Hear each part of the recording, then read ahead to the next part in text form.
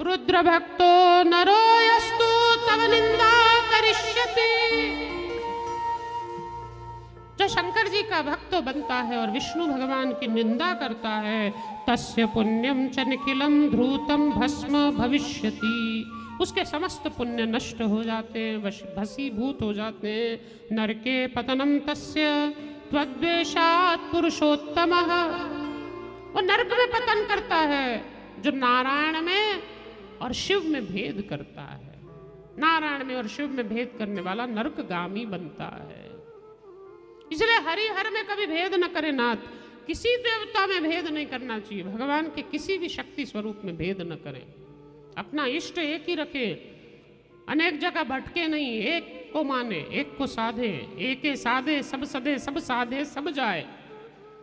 एक को साधने से सब सज जाएंगे और अनेक को साधने में एक भी हाथ नहीं लगेगा। सोमवार को मंदिर शंकर जी के चले गए, मंगलवार को हनुमान जी चले गए, बुधवार को गणेश जी चले गए, बृहस्पतिवार को विष्णु जी के आ गए, शुक्रवार को फिर बदल लिया, शनिवार को शनि महाराज के पास पहुंच गए, रविवार को सूर्य भगवान की जय जयकार कर ली। इस तरह जो अनेक जगह भागता फिरता है उसका कल्याण नहीं होता। इसका अर्थ यह नहीं कि अन्यों को प्रणाम न करे, सूर्य दिखे सूर्य को प्रणाम करे, जगदम्बा दिखे जगदम्बा को प्रणाम करे, गणेश जी दिखे गणेश जी को प्रणाम करे, वंदन सबका करें। लेकिन जैसे घर में एक नारी जब ब्याह कराती है ना, तो शादी तो उसके पति से होती है। लेकिन आप सोचो, वो कहे मैं तो सिर्फ पति से प्यार करूंगी, मैं न सास की बात मानूंगी, न ससुर की बात मानूंगी, न मैं जेठ को मानूं, न जेठानी को मानूं, मैं किसी को नहीं मानूंगी, न देवर मानूं, न देवरानी मानूं, मैं किसी नहीं, मैं तो शादी पति से कर आ गई, मैं सिर्फ पति को ही मानूंगी। तो आप सोचिए, ऐसी नारी को सास ससुर देवर देवरानी जेठ जेठानी टिकने देंगे घर में? बोलिए ना नाथ, ऐसी नारी घर में टिक नहीं पाएगी, क्योंकि वो सिर्फ पति को ही अपना मानकर अन्य सभी को छोड़ दे रही है। अब उसको अगर पति के साथ टिकना है तो उसको पहले इन सब से भी संबंध निभाना पड़ेगा। जब इन सब का सम्मान रखेगी तब पति के साथ अच्छे से सुखी रह पाएगी। लेकिन फिर भी इन सब का सम्मान करती है, इन सब की सेवा करती है, लेकिन जो जगह अपने पति की है वो अपने जेठ या देवर को दे सकती है क्या? जेठ देवर को वो जगह भी नहीं दे सकती। पति की जगह पति की है, वो जगह वो किसी को नहीं दे सकती। पति की जगह पति की है, वो किसी को नहीं देगी। लेकिन सेवा करने समय वो सब की सेवा करती है, पूरे घर की सेवा करती है, तभी वो घर में टिक पाती है, पति के साथ अपना संबंध निभा पाती है।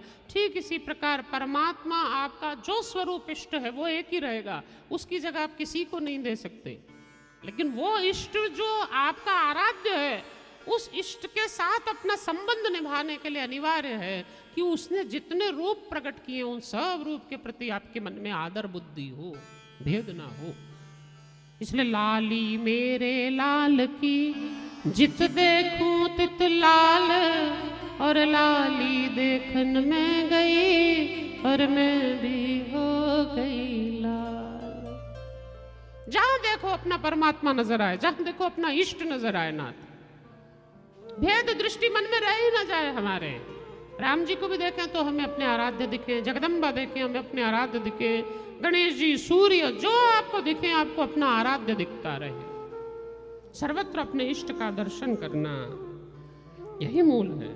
इसलिए त्वां या समाश्रितो नूनं मामेव समाश्रितः, अंतरम यश्च जानाति निरपतितः ध्रुवम्।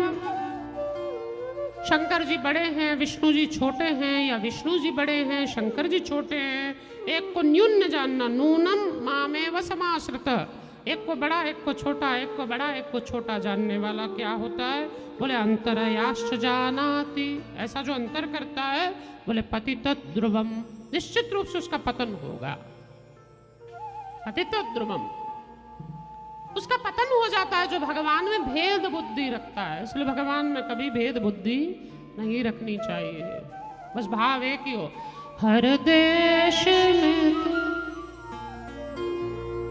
वो हर जगह है, उसको हर जगह अनुभव करिए।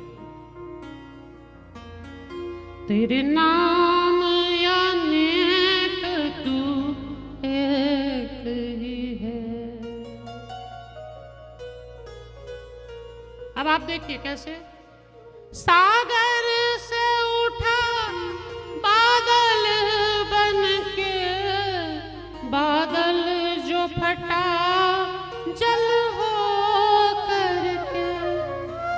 फिर नहर बनी नदिया गहरी, आकाश पाताल में तू ही तो है। हर देश में तू, हर वेश में तू, तेरे नाम अनेक, तू एक ही है। उसके नाम अनेक हो सकते हैं लेकिन वो अनेक नहीं होता।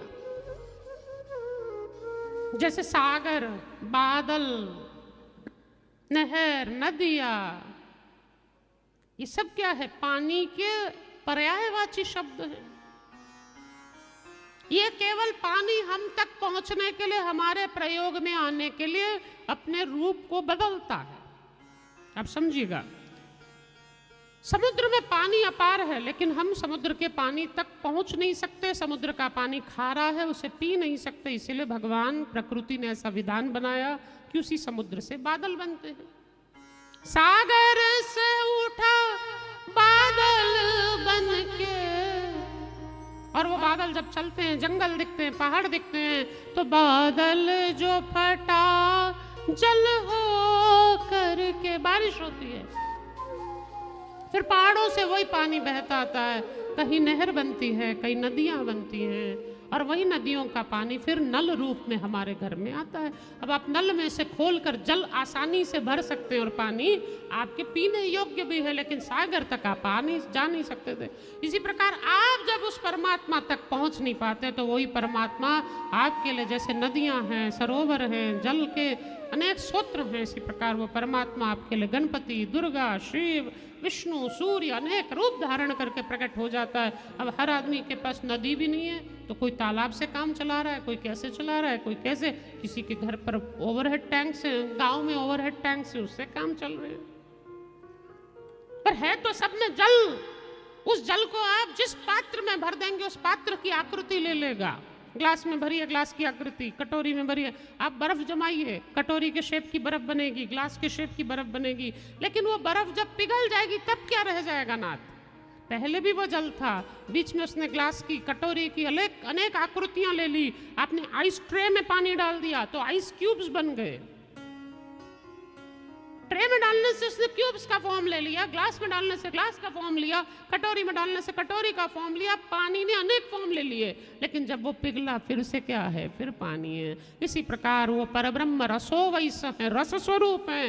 वो रस स्वरूप को जिस ढांचे में, सांचे में आप डाल दें वो वैसी आकृति धारण करता है। कभी वो शिव, कभी गणपति, कभी ब्रह्मा, कभी विष्णु, कभी कृष्ण, कभी राम, अनेक आकृति धारण करेगा, लेकिन है तो फिर वही रसो वैसह, रस स्वरूप परब्रह्म, आनंद देने वाला रस स्वरूप। इसलिए उस रस स्वरूप परमात्मा में भेद करना सबसे बड़ा दोष है। इसलिए लिंग प्रतिष्ठतः शंभुर भुक्ति मुक्ति प्रदायक। कभी भी भगवान के स्वरूपों में भेद नहीं करना चाहिए। इसलिए भगवान के स्वरूपों में भेद न करते हुए, हे ब्रह्मा जी, हे विष्णु जी, आप शिवलिंग की पूजा करें। लिंगे प्रतिष्ठतः शंभुर भुक्ति मुक्ति प्रदायक। ब्रह्मा जी नारद जी से कहते हैं, नारद जी, इस संसार में भुक्ति मुक्ति प्रदान करने वाला यदि कुछ है तो शिवलिंग का विधि विधान से पूजन करना।